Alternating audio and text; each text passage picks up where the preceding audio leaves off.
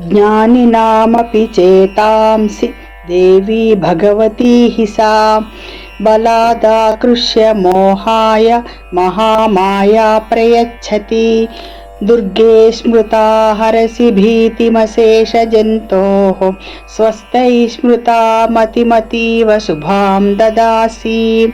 दारिद्र्यदुःखभयहारिणि का त्वदन्या सर्वोपकारकरणाय सदार्द्रचित्ता।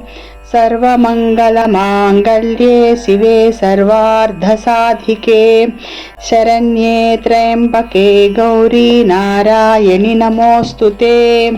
शरणागतदीनार्तपरित्राणपरायणे सर्वस्यार्तिहरे देवी नारायणि नमोऽस्तुते। सर्वस्वरूपे सर्वेशे सर्वशक्तिसमन्विते भयेभ्यस्त्राहि नो देवी दुर्गे देवी नमोऽस्तुते। रोगानशेषानपहंसि तुष्टा हृष्टा तु कामान् सकलानभीष्टान्। त्वामाश्रितानां न विपन्नराणां त्वामाश्रिता ह्याश्रयतां प्रयान्ति।